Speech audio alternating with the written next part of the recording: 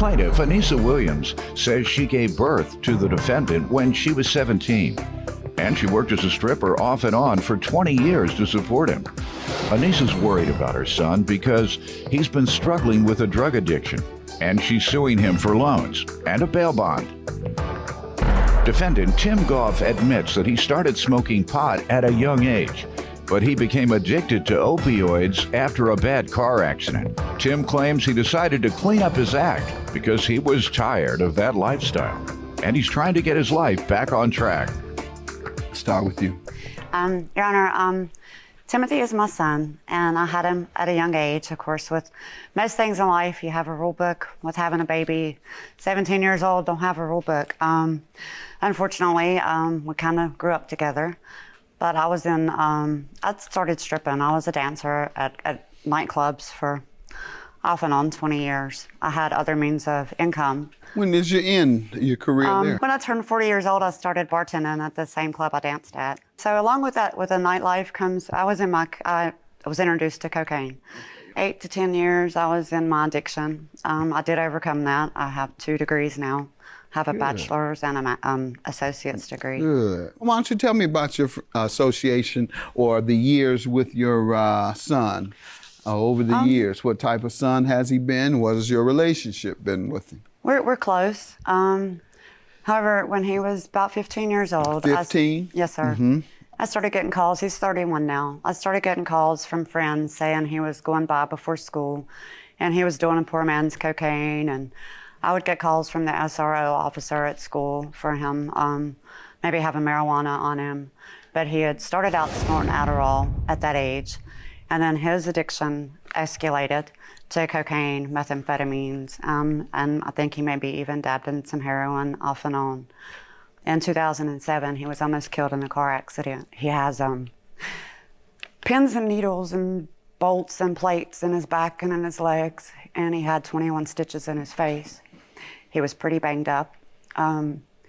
Since then, he's been in and out of jail many times. Jail? I've bonded him out. I've kept him up. And what type of things?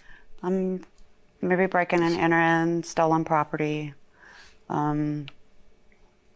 driving license. To feed his habit, you assume? Yes, sir. To feed his yes, addiction? Yes, sir, because otherwise, if he's not in his addiction, he is an outstanding son. If he's there for me anytime when he's not using.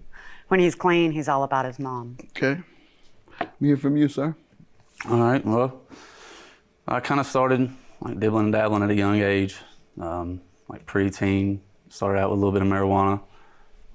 It escalated, pills, harder stuff, and got in trouble about whenever I was 15 with the law the first time, vandalism and some breaking and enterings, and then a real bad car wreck in 2007. Kind of started my opiate addiction because I had to teach myself how to walk again. It took me about 6 months to do that. 4 months of intensive physical therapy, 3 times a week. When was that, 07? 2007, October. Okay. And you're saying that's what caused your addiction?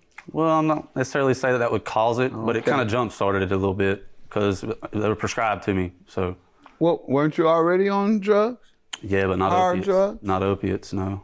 What type of drugs were you on? Before the wreck? Yes, sir. Marijuana and a couple like smaller low-grade pain pills like Vicodins and stuff like that. Then after the wreck, I ended up getting myself off of opiates on my own at that point in time. And I'm also a recovering alcoholic. How'd you get off of them on your own? A lot of people want to know that. Well, I had the Suboxone clinic. I got Suboxone clinics now. So I ended up getting me a couple of Suboxones and I was working all the time. So Suboxone stops the cravings? Right, it's got an opiate blocker in it. And I got myself off of those because I got to where I couldn't even get out of bed, you know what I mean, work and maintain a job and stuff unless I was get some opiates in my system, pain pills or whatnot, and just kind of got tired of it, got tired of that lifestyle. So I got myself off of those, and then I went sober. What have you been doing since then? I went sober for about a year after that. I did go back to school and get my GED. I didn't graduate high school, and I got certified in carpentry.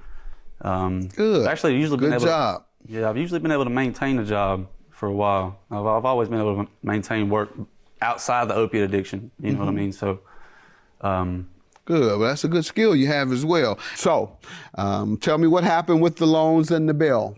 I'm glad that he got arrested because I've been waiting on that phone call. Good. You know, I've been waiting on that phone call saying they found him on the side of the road somewhere. Sound like my mother.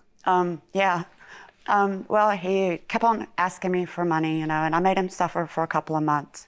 But he kept writing me and telling me that he would do better and he would do better and he would do this and he would do that.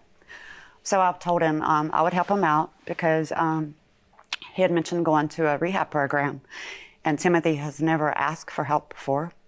So I thought that was progress. And with him telling me, you know, that he would pay me back the money that I would give him while he was in jail and the $500 for the bond, which that was what it was going to cost to get him out of incarceration to the program. So I was excited about that. So I went ahead and did his bond thing under the conditions that he would pay me back. He said he When had was to. that? That was August the 31st. I have All that right. here. He was to pay you back when? He was supposed to pay me back within 2 weeks after his release because he said he had two And he jobs. hasn't paid you anything? He hasn't. Sir, what do you say to this? I had, like I said, she's correct. I did have a couple promising leads. This time of the year with the work and the skills that I do have in construction and stuff like that, it's slowed down. It just hasn't, like I said, the leads ended up not being as promising as I thought they was, and still So haven't been able that's to it. find You work. just can't afford. That's what Right. you're telling me? Right. All right. And your mother's not buying it? No, sir. He's like, I've always been a believer of the squeaky wheel gets the grease. So if he would go somewhere to fill out an application or something, he wouldn't follow through with it, and I would have to be on him. I have to be on him to do anything. Not when he was into his addiction. No, this is now. This is just now, in the last since he's been home. So he come back home. He hasn't got a job. He hasn't bothered to pay me back. In fact, he took my car just about 3 nights ago, and I woke up to go to the eye doctor, and I didn't have a way to go to the eye doctor. What was your car? He took it without asking me To do what? to probably go see a girl for like a booty What did he call. tell you he took it for? He told me he took it to go see a girl. He sent me a long text saying that he was sorry 1,000,000 times over, and he's just been stressing me out really bad as far as that goes. He's not doing anything he said he was going to do, so I figure he needs to be held accountable. You back on drugs? Yes, sir. Sounds like it.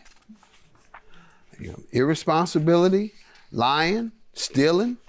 And that is borrowing That's the without asking characteristic is of stealing. a drug addict. Pardon? Borrowing without asking is stealing. Yeah, When I told I that to know. him to his face, he grinned. He know. said, "No, Mom, I didn't steal it. I brought it back." Yeah, that's But dope you didn't fiend talk. ask. And that's dope fiend language. didn't ask. Oh, yeah, And doctor. that's- If you told her that, you was a dope That's fiend your old again. behavior. You're When you back go- to your old go back ways. to your old Hide your behavior. stuff. I'm going to grant you your judgment. $726 is your judgment. He admits to owing and has no real defense. And everything you just explained described a relapsed dope fiend. So there it is. If you want to prove differently, prove it to her. But right now, everything she described convinced me that that's where you're at again. Good luck to you. Judgment for the plaintiff. I just want you to know that I love you with all my heart, and I know you're such a better person, and I want you to do better. I just want what's good for you. I love you so much. I love you too. And I hate it come to it, you know. I'll get it back to you. I know I want you to do better as a person. Yeah.